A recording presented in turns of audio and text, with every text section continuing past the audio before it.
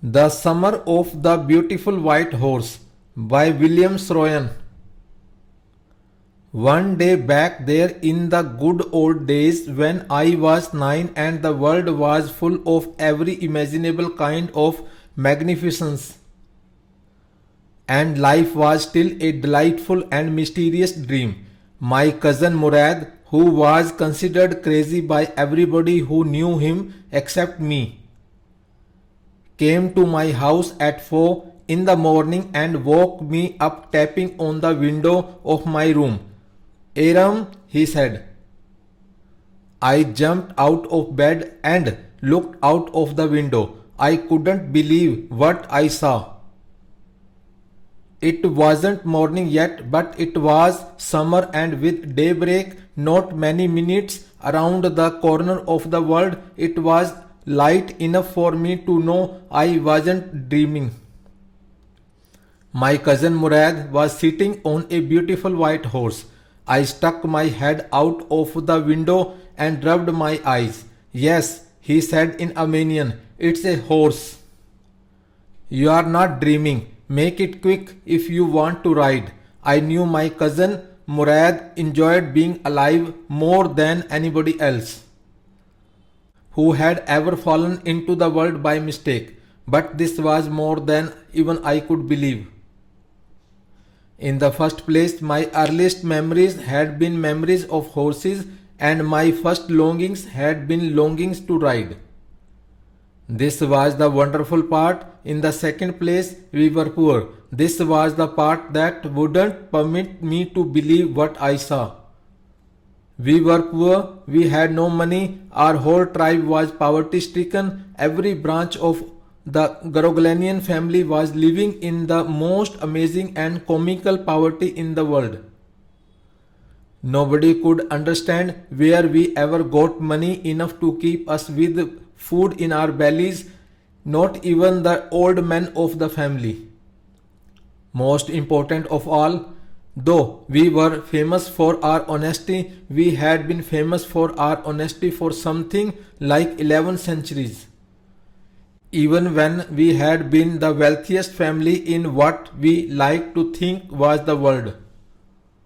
We were proud first, honest next, and after that we believed in right and wrong. None of us would take advantage of anybody in the world, let alone steal. Consequently, even though I could see the horse so magnificent, even though I could smell it so lovely, even though I could hear it breathing so exciting, I couldn't believe the horse had anything to do with my cousin Murad, or with me, or with any of the other members of our family, asleep or awake. Because I knew my cousin Murad couldn't have bought the horse, or if he couldn't have bought it, he must have stolen it, and I refused to believe he had stolen it. No member of the Garoglanian family could be a thief. I stared first at my cousin and then at the horse. There was a pious stillness and humor in each of them, which on the one hand delighted me and on the other frightened me. Murad, I said, where did you steal this horse? Leap out of the window, he said, if you want to ride. It was true then. He had stolen the horse. There was no question about it. He had come to invite me to ride or not as I chose. Well, it seemed to me stealing a horse for a ride was not the same thing as stealing something else, such as money. For all I knew, maybe it wasn't stealing at all. If you were crazy about horses the way my cousin Murad and I were, it wasn't stealing. It wouldn't become stealing until we offered to sell the horse, which of course I knew we would never do. Let me put on some clothes, I said. All right, he said, but hurry. I leaped into my clothes. I jumped down to the yard from the window and leaped up onto the horse behind my cousin Murad. That year we lived at the edge of town on Walnut Avenue. Behind our house was the country, vineyards, orchards, irrigation ditches, and country roads. In less than 3 minutes, we were on Olive Avenue, and then the horse began to trot. The air was new and lovely to breathe. The feel of the horse running was wonderful. My cousin Murad, who was considered one of the craziest members of our family, began to sing. I mean, he began to roar. Every family has a crazy streak in it somewhere, and my cousin Murad was considered the natural descendant of the crazy streak in our tribe. Before him was our Uncle Khusro, an enormous man with a powerful head of black hair and the largest moustache in the San Joaquin Valley. A man so furious in temper, so irritable, so impatient that he stopped anyone from talking by roaring, "It is no harm, pay no attention to it." That was all. No matter what anybody happened to be talking about. Once it was his own son Eric running 8 blocks to the barber's shop, where his father was having his mustache trimmed to tell him their house was on fire. This man Khosrow sat up in the chair and roared, "It's no harm, pay no attention to it." The barber said, "But the boy says your house is on fire." So Khosrow roared, "Enough, it's no harm, I say." My cousin Murad was considered the natural descendant of this man, although Murad's father was Jorab, who was practical and nothing else. That's how it was in our tribe. A man could be the father of his son's flesh, but that did not mean that he was also the father of his spirit. The distribution of the various kinds of spirit of our tribe had been from the beginning capricious and vagrant. We rode and my cousin Murad sang. For all anybody knew, we were still in the old country where, at least according to some of our neighbors, we belonged. We let the horse run as long as it felt like running. At last my cousin Murad said, "Get down, I want to ride alone." "Will you let me ride alone?" I asked. "That is up to the horse," my cousin said. "Get down, the horse will let me ride," I said. "We shall see," he said.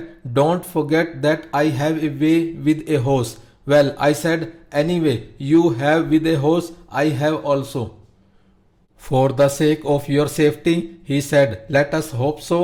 Get down." "All right," I said, "but remember, you've got to let me try to ride alone." I got down and my cousin Murad kicked his heels into the horse and shouted, "Wazir, run!" The horse stood on its hind legs, snorted and burst into a fury of speed that was the loveliest thing I had ever seen. My cousin Murad raced the horse across a field of dry grass to an irrigation ditch, crossed the ditch on the horse, and 5 minutes later returned dripping wet. The sun was coming up. "Now it's my turn to ride," I said. My cousin Murad got off the horse. "Ride," he said. I leaped to the back of the horse and for a moment knew the most awful fear imaginable. The horse did not move. "Kick into his muscles," my cousin Murad said. "What are you waiting for? We've got to take him back before everybody in the world is up and about." I kicked into the muscles of the horse. Once again it roared and snorted. Then it began to run. I didn't know what to do. Instead of running across the field to the irrigation ditch, the horse ran down the road to the vineyard of Dikran Helbian, where it began to leap over vines. The horse leaped over 7 vines before I fell. Then it continued running. My cousin Murad came running down the road. "I am not worried about you," he shouted. "We've got to get that horse. You go this way and I'll go this way. If you come upon him, be kindly, I'll be near."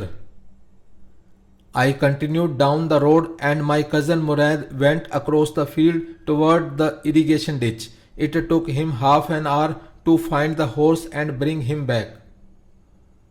All right, he said, jump on. The whole world is awake now. What will we do? I said. Well, he said, we'll either take him back or hide him until tomorrow morning. He didn't sound worried, and I knew he'd hide him and not take him back, not for a while at any rate. Where will we hide him? I said. I know a place, he said. How long ago did you steal this horse? I said. It suddenly dawned on me that he had been taking these early morning rides for some time and had come for me this morning only because he knew how much I longed to ride. Who said anything about stealing a horse? He said.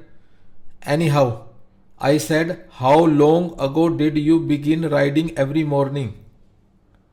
Not until this morning, he said. Are you telling the truth? I said. Of course not, he said. But if we are found out, that's what you are to say. I don't want both of us to be liars. All you know is that we started riding this morning. All right, I said. He walked the horse quietly to the barn of a deserted vineyard which at one time had been the pride of a farmer named Fatwazian. There were some oats and dry alfalfa in the barn. We began walking home. It wasn't easy, he said, to get the horse to behave so nicely. At first it wanted to run wild, but as I have told you, I have a way with a horse. I can get it to want to do anything I want it to do. Horses understand me. How do you do it? I said. I have an understanding with a horse, he said. Yes, but what sort of an understanding? I said. A simple and honest one, he said. Well, I said, I wish I knew how to reach an understanding like that with a horse. You are still a small boy, he said. When you get to be 13, you'll know how to do it. I went home and ate a hearty breakfast. That afternoon, my uncle Khosrow came to our house for coffee and cigarettes. He sat in the parlor, sipping and smoking and remembering the old country. Then another visitor arrived, a farmer named John Byro, an Assyrian who, out of loneliness, had learned to speak Armenian. My mother brought the lonely visitor coffee and tobacco, and he rolled a cigarette and sipped and smoked and then at last sighing sadly. He said, my white horse which was stolen last month is still gone. I cannot understand it. My uncle Khosrow became very irritated and shouted, it's no harm. What is the loss of a horse? Haven't we all lost the homeland? What is this crying over a horse? That may be all right for you, a city dweller, to say, John Byro said, but what of my Surrey? What good is a Surrey without a horse? Pay no attention to it, my uncle Khosrow roared. I walked 10 miles to get here, John Byro said. You have legs, my uncle Khosrow shouted. My left leg pains me, the farmer said. Pay no attention to it, my uncle Khosrow roared. That horse cost me $60, the farmer said. I spit on money, my uncle Khosrow said. He got up and stalked out of the house, slamming the screen door. My mother explained, he has a gentle heart. She said, it's simply that he is homesick and such a large man. The farmer went away and I ran over to my cousin Murad's house. He was sitting under a peach tree, trying to repair the hurt wing of a young robin which could not fly. He was talking to the bird. What is it? He said. The farmer, John Byro, I said, he visited our house. He wants his horse. You've had it a month. I want you to promise not to take it back until I learn to ride. It will take you a year to learn to ride, my cousin Murad said. We could keep the horse a year, I said. My cousin Murad leaped to his feet. What? He roared. Are you inviting a member of the Groglanian family to steal? The horse must go back to its true owner. When? I said. In 6 months at the latest, he said. He threw the bird into the air. The bird tried hard, almost fell twice, but at last flew away high and straight. Early every morning for 2 weeks, my cousin Murad and I took the horse out of the barn of the deserted vineyard, where we were hiding it, and rode it, and every morning the horse, when it was my turn to ride alone, leaped over grapevines and small trees and threw me and ran away. Nevertheless, I hoped in time to learn to ride the way my cousin Murad rode. One morning on the way to Fatwazian's deserted vineyard, we ran into the farmer John Byro, who was on his way to town. Let me do the talking, my cousin Murad said. I have a way with farmers. Good morning, John Byro, my cousin Murad said to the farmer. The farmer studied the horse eagerly. Good morning, son of my friends, he said. What is the name of your horse? My heart, my cousin Murad said in Armenian. A lovely name, John Byro said, for a lovely horse. I could swear it is the horse that was stolen from me many weeks ago. May I look into his mouth? Of course, Murad said. The farmer looked into the mouth of the horse. Tooth for tooth, he said. I would swear it is my horse if I didn't know your parents. The fame of your family for honesty is well known to me. Yet the horse is the twin of my horse. A suspicious man would believe his eyes instead of his heart. Good day, my young friends. Good day, John Byro, my cousin Murad said. Early the following morning, we took the horse to John Byro's vineyard and put it in the barn. The dogs followed us around without making a sound. The dogs, I whispered to my cousin Murad, I thought they would bark. They would at somebody else, he said. I have a way with dogs. My cousin Murad put his arms around the horse, pressed his nose into the horse's nose, patted it, and then we went away. That afternoon, John Byro came to our house in his surrey and showed my mother the horse that had been stolen and returned. I do not know what to think, he said. The horse is stronger than ever, better tempered too. I thank God. My uncle Khosrow, who was in the parlor, became irritated and shouted, Quiet, man, quiet. Your horse has been returned. Pay no attention to it. Thank you.